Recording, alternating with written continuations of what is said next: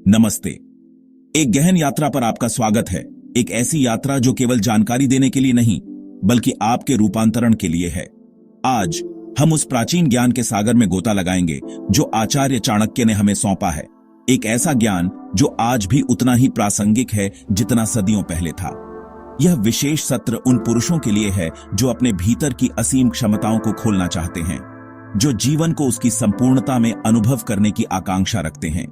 यह कोई साधारण उपदेश नहीं, बल्कि एक आमंत्रण है स्वयं को जानने का, अपनी ऊर्जाओं को सही दिशा देने का और एक ऐसे जीवन का निर्माण करने का जो सार्थकता और उद्देश्य से भरा हो।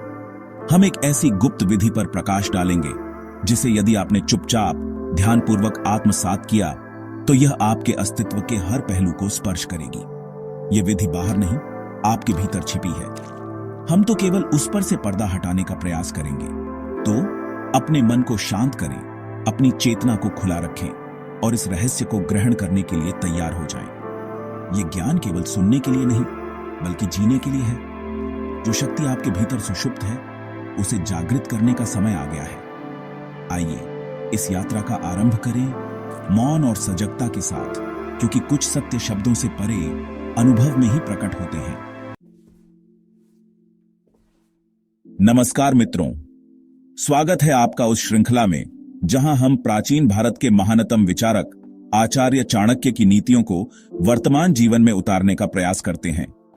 आज का विषय है मर्द इस विधि को चुपचाप देखें। यह सिर्फ एक वीडियो नहीं, एक गूढ़ रहस्य है जो हर पुरुष को जानना चाहिए। यह एक ऐसा आह्वान है जो आपके जीवन की दिशा बदल सकता है यदि आप इसे ग्रहण करने को तैयार हैं। हम यहां केवल शब्दों का आदान प्रदान नहीं कर रहे, हम एक संभावना को छूने का प्रयास कर रहे हैं। एक ऐसी संभावना जो प्रत्येक पुरुष के भीतर निहित है। आचार्य चाणक्य कोई साधारण शिक्षक नहीं थे। वे एक युगदृष्टा थे जिन्होंने मानव स्वभाव की गहराइयों को समझा और ऐसे सूत्र दिए जो व्यक्ति और समाज दोनों को सशक्त बना सके। उनकी नीतियां केवल राज्य संचालन तक सीमित नहीं थीं, वे जीवन के हर पहलू को स्पर्श करती थीं। व्यक्तिगत विकास, संबंधों की समझ और आत्म अनुशासन का महत्व। जब हम कहते हैं मर्द इस विधि को चुपचाप देखें, तो इसका अर्थ है कि इसे बाहरी कोलाहल से दूर आंतरिक शांति के साथ आत्मसात करें। यह गुप्त विधि कोई जादुई मंत्र नहीं, बल्कि स्वयं पर कार्य करने का एक विज्ञान है। यह उन सूक्ष्म ऊर्जाओं को समझने और साधने की कला है जो हमारे भीतर निरंतर प्रवाहित हो रही है। आज का पुरुष अनेक बाहरी दबावों और आंतरिक संघर्षों से जूझ रहा है। यह विधि उसे एक स्थिर केंद्र प्रदान कर सकती है, एक ऐसा आधार जहां से वह जीवन की चुनौतियों का सामना अधिक सक्षमता और स्पष्टता के साथ कर सके। आचार्य चाणक्य ने बड़ी स्पष्टता से कहा है, पुरुष की सबसे बड़ी हार उसके भीतर की वासना से होती है। यह एक अत्यंत गहरा कथन है जिसे समझने के लिए हमें अपने भीतर झांकना होगा। वासना केवल शारीरिक आकर्षण तक सीमित नहीं है। यह हर उस अनियंत्रित इच्छा का रूप है जो हमें हमारे केंद्र से भटकाती है, जो हमारी ऊर्जा को बिखेरती है और हमें कमजोर बनाती है। जब तक पुरुष अपनी इंद्रियों का दास बना रहता है, वह बाहरी परिस्थितियों से संचालित होता रहेगा। जब चाणक्य कहते हैं कि जब तक वह स्त्री को मात्र आकर्षण के रूप में देखता है, वह कमजोर रहता है, तो इसका अर्थ यह नहीं कि स्त्री में आकर्षण नहीं है या उसे देखना अनुचित है। इसका गूढ़ अर्थ यह है कि यदि आपकी दृष्टि केवल सतह पर, केवल शारीरिक रूप पर अटकी हुई है, तो आप उसके वास्तविक स्वरूप को, उसकी आंतरिक शक्ति को और स्वयं अपने भीतर की संभावनाओं को देखने से चूक जाते हैं। यह एकांगी दृष्टि आपको अपूर्ण और अतृप्त रखती है। यह कमजोरी केवल स्त्री के संदर्भ में नहीं, बल्कि जीवन के हर क्षेत्र में प्रकट होती है। धन की वासना, पद की वासना, प्रसिद्धि की वासना, ये सभी रूप हमारी ऊर्जा को क्षीण करते हैं। जब हम किसी वस्तु या व्यक्ति को केवल अपनी इच्छा पूर्ति का साधन समझते हैं, तो हम स्वयं अपनी गरिमा को कम कर देते हैं। हम भिखारी बन जाते हैं, निरंतर बाहर से कुछ पाने की चाह में।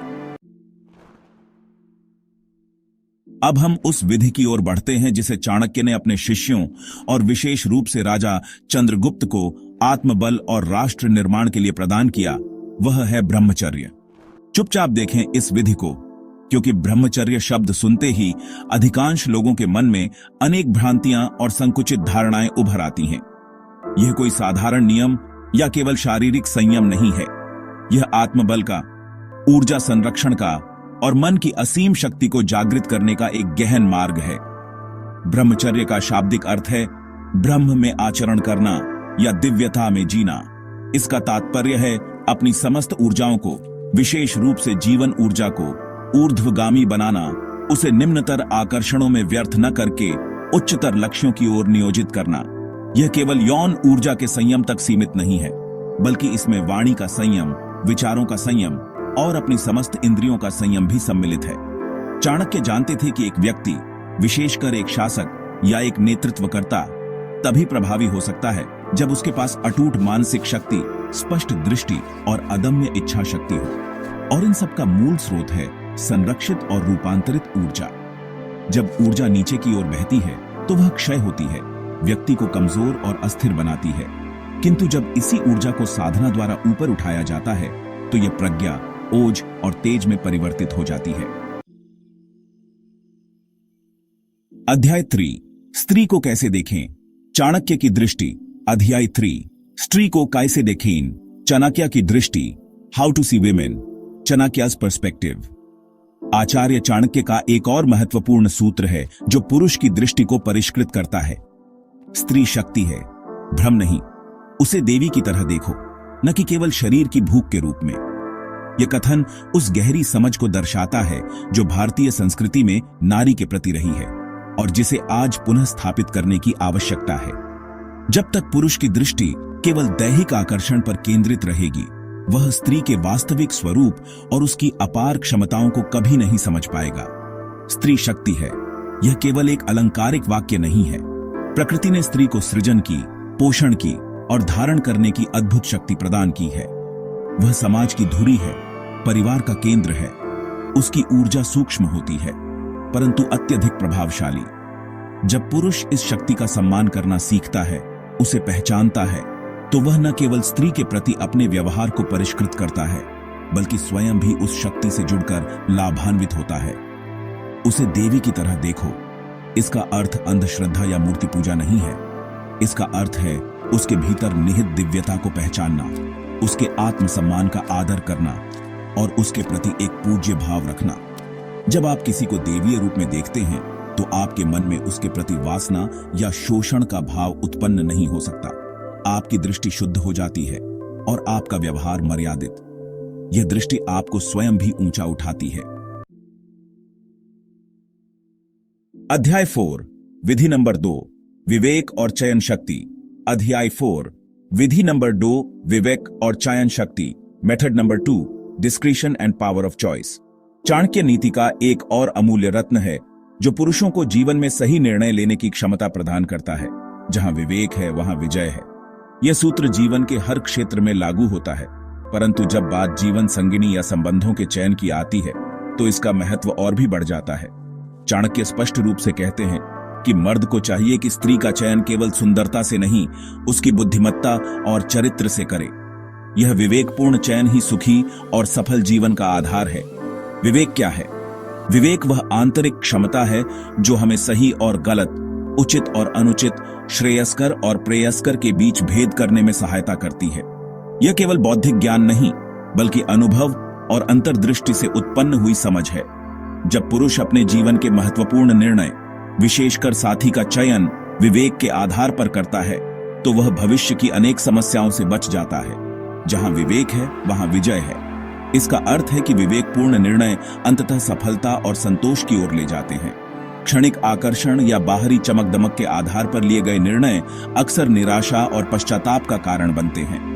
चाणक्य हमें सिखाते हैं कि दीर्घकालिक सुख और स्थिरता के लिए गहरी और स्थायी गुणों को महत्व देना चाहिए।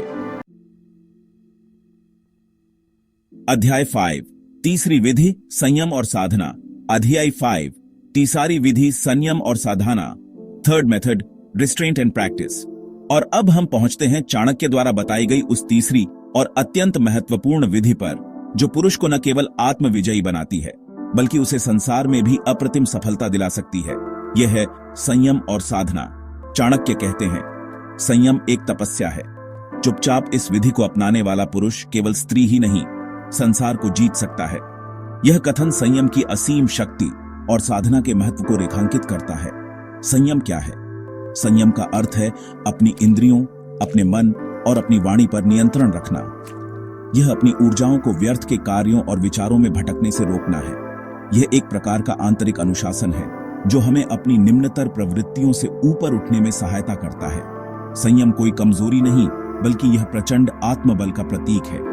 जो व्यक्ति संयमित जीवन जीता है वह अपनी ऊर्जा को केंद्रित करके बड़े से बड़े लक्ष्यों को प्राप्त कर सकता है। संयम एक तपस्या है। तपस्या का अर्थ है स्वयं को तपाना, कठिनाइयों को सहर्ष स्वीकार करना, ताकि हम और अधिक शुद्ध और शक्तिशाली बन सकें। संयम का मार्ग आरंभ में कठिन लग सकता है, क्योंकि हमारी आदतें और हमारी इंद्रियां हमें पुराने ढर्रे पर खींचने का प्रयास करती हैं। परंतु जो पुरुष इस तपस्या में अडिग रहता है उसे अंततः आत्म शांति और असीम शक्ति का अनुभव होता है। निष्कर्ष और आह्वान। निष्कर्ष और आह्वान, conclusion and call to action. तो मित्रों, हमने आचार्य चाणक्य द्वारा इंगित उन गुप्त विधियों पर गहनता से विचार किया जो एक पुरुष को उसके वास्तविक स्वरूप और उसकी असीम क्षमताओं से परिचित करा सकती है। यह यात्रा केवल ज्ञानार्जन की नहीं, बल्कि आत्म रूपांतरण की रही है। यदि आपने इन बातों को केवल सुना नहीं, बल्कि चुपचाप देखा है, अपने भीतर अनुभव करने का प्रयास किया है, तो निश्चित रूप से आप में एक नई समझ और एक नई ऊर्जा का संचार हुआ होगा।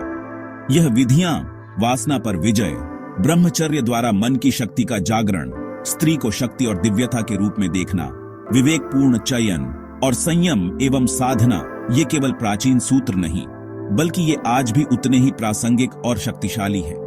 ये आपको एक ऐसा जीवन जीने की कला सिखाती है जो भय, कमजोरी और भ्रम से मुक्त हो। एक ऐसा जीवन जो साहस, स्पष्टता और उद्देश्य से परिपूर्ण हो। अब आप केवल एक साधारण दर्शक नहीं, बल्कि एक साधक हैं जो स्वयं को गढ़ने के मार्ग पर अग्रसर है। इस ज्ञान को अपने तक सीमित न रखें। यदि आपको लगता है कि इन विचारों से किसी और पुरुष के जीवन में भी सकारात्मक परिवर्तन आ सकता है, तो इस संदेश को उन तक अवश्य पहुंचाइए। ज्ञान बांटने से बढ़ता है, और जब हम दूसरों को उनके उत्थान में सहायता करते हैं, तो हम स्वयं भी ऊंचे उठते हैं। यह एक सामूहिक यात्रा है, एक बेहतर समाज और एक बेहतर विश्व के निर्माण की ओर। तो मित्रों, यदि आपने यह विधि पूरी ध्यान से देखी, तो अब आप केवल मर्द नहीं, एक साधक हैं। इस वीडियो को उन भाइयों तक पहुंचाइए जिन्हें इसका लाभ मिल सकता है। लाइक करें, सब्सक्राइब करें और जय भारत कहें।